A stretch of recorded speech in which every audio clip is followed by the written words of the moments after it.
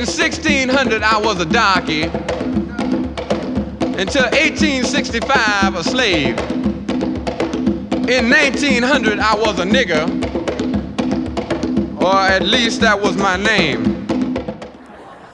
A word used to exclude is now exclusively used by the excluded, and with it, excluding its original excluders, who use the slang to now gain inclusion into the group of which their group wanted to be removed from American politics of race, complicated, and confusion.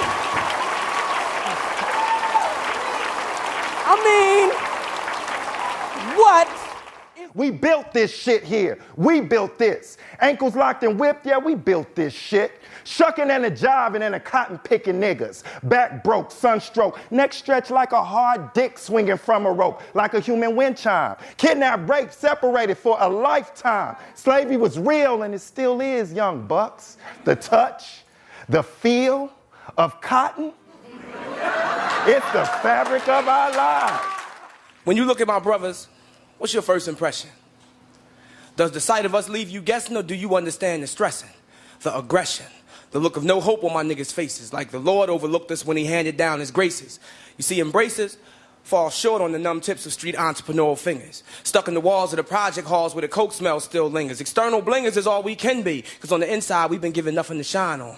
And a gig is harder to get than coke, so niggas get their grind on, because the TV tells us, aim high, nigga, make all goals lateral. But that takes paper that we don't have, so niggas put their souls up as collateral now. Some niggas reclaim them, some blame them, make an excuse to sell them. But when a nigga goes from not doing to doing, what can you tell him? Not to be a nigga? Shit, I gots to be a nigga, that's how I pay the bills, and I'ma do that whether I got to sling this coke or exploit these rhyme skills. See, nigga, it's not surprising to find that your state of mind got you parking that $63,000 Lexus Flex right outside your mother's hard-earned $22,000 duplex. You know, the one right next to the projects where pseudo-elated, coke game created, crime-related manhood got you ass out, nigga. Getting high till you pass out, nigga. Quick way up, fast way out, nigga. How you figure your shit is bigger than mine? Man, I tell you, these fucked up times and hardcore rhymes got you throwing up gang signs and claiming coats or shades of color with shameless boasts of emotionless lovers that gazed upon at ice that cluttered that pendant of that religion you do not follow. Your faith has evaporated and made your soul hollow. Childhood dreams turned pharmaceutical schemes got you fucking with triple beams. Cap peeling, robbing, and stealing for a piece of this fucked up American pie ass nigga. Ready to die ass nigga, fly ass nigga. Sit you in a cell, you probably cry ass nigga. How the fuck you figure your shit is bigger than mine? I see you, diamond blinking, Cuban linking, and full-length minking, all strung out on disillusional thinking. And as the government subsidizes these laboratory high-rises with new chemical surprises, you continue to hide your true self behind movie gangster disguises, oblivious to what life's true prize is, equating stupidity with the length you think your dick size is. The truth in your eyes is falsified, fabricated, while you sit and wait for your fate to be debated by juries and judges who've held over 450 years worth of grudges. Nigga, get back, sit back and rediscover how to be an honest father, loyal lover, righteous brother, and not just another motherfucking... The young boys choose to follow figures that had no father figures, a place where lives have been reduced to mere names on a nigga wall. A lot of dead shames on a nigga wall, because most of my childhood friends died over some dumb shit. It's like we all on some slum shit. Whatever happened to that we shall overcome shit. Nigga, where I'm from shit, they done tore down the projects and took away neighborhood sports. It's a place where little black boys put on jerseys and shorts, dream big about stardom on fine hardwood courts, but awake to the harsh reality of the stripped, unfinished inner city floor where life splinters. Cold winters are sheltered by crack houses instead of recreational centers that they claim to not have the paper to keep open for operation. The deconstruction of the black family has been in perpetuation ever since Willie Lynch set his theory in motion. Decharacterization was his sole promotion. Therefore, if you take the basketball out of his face and put the coke in its place, he'll still score. What's a young boy to do when he doesn't want to do wrong, but there's a lock on the right door? When he has the heart of a soldier, the aggression of a prize fighter, but no one's taught him what to fight for. See, most of our families are fatherless and quite poor, so we miss out on meals as well as kisses and hugs. You've got the audacity to cut the funding for the facilities that keep us off the streets, then ask us why we sell drugs. But imagine if niggas put down their dice and guns, picked up their daughters and sons, and put a little love right there where the hate is. Imagine if niggas had the chance to become accountants before being taught what the difference between wet and dry weight is. Imagine if these little inner city kids had the same type of schools that these rich kids have way out there in the sticks. Imagine if niggas had the chance to learn chemistry for real before we learned how to whip 7.5 out. Niggas are scared of revolution. But niggas shouldn't be scared of revolution. All niggas. Because revolution is nothing but change. And all niggas do is change.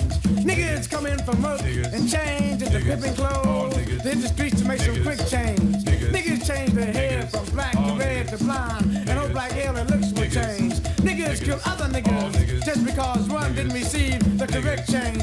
Niggas change from men to women, from women to men. Niggas change, change, change. You hear niggas say, things are changing, things are changing.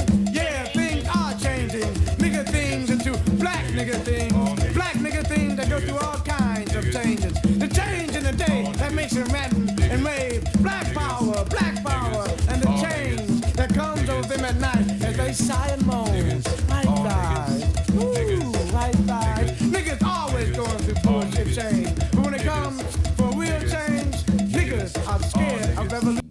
White people really passed meaningful laws. It would not be necessary to pass any more laws. There are already enough laws on the law books to protect an American citizen. You only need additional laws when you're dealing with someone who is not regarded as an American citizen. But whites are so hypocritical. They don't want to admit that this black man is not a citizen. So they classify him as a second-class citizen to get around making him a real citizen. If he was a real citizen, you'd need no more laws. You'd need no civil rights legislation. Civil rights, when you have civil rights, you have citizenship. It's automatic. White people don't need laws to protect their citizenship because they're citizens. But they don't want to tell us we're not citizens. And at the same time, they don't want to pass laws that are meaningful enough to protect us as if we were citizens. And the Supreme Court desegregation decision is the best example I know. That's a law from the Supreme Court. 10 years have gone by. No desegregated schools. It hasn't been implemented beyond, I think, 9% in 10 years. So this just shows you the hypocrisy of the American white man. They talk out of both sides of their mouth. And for this reason, we who are Muslims, that is, who believe in the religion of Islam, who believe in God, we don't believe that black people will ever get any laws, get any problem with laws being passed or new persons being put in office, white liberals being put in office. There is nothing that the white man will ever do to bring about true, sincere citizenship or civil rights recognition for black people in this country. Nothing will they ever do. They will always talk it, but they won't practice it. And with the Supreme Court, if the NAACP can tell me that they want a desegregation decision for me 10 years ago, but yet the schools haven't been desegregated, as I say, this is a victory with no victory. It's a victory that you can talk about, but it's a victory you can't show me. So if you represent the NAACP and you are telling me about this great victory you won for me, when I look at you, I have to conclude that either you have been duped yourself or else you are trying to dupe me. And in most instances where the civil rights struggle is involved, there is no civil rights leader can point to me one concrete gain, practical gain, that black people have made in the civil rights field in this country, not only during the past 10 years, but during the past 100. The injustice that has been inflicted upon Negroes in this country by Uncle Sam is criminal.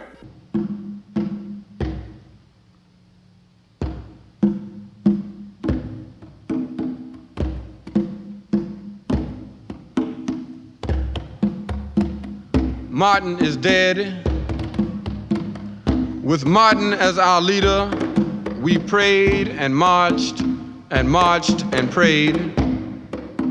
Things were changing, things were getting better, but things were not together.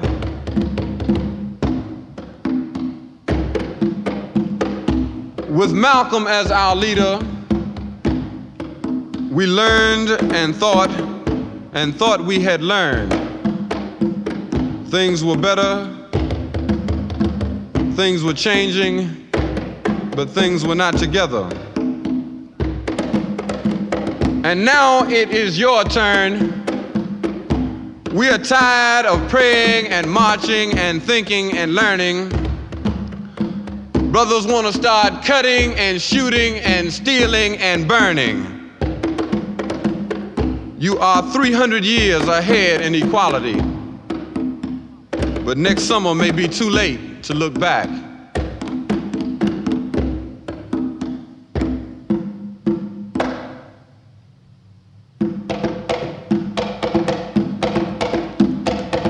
In 1600, I was a darky, and until 1865, a slave.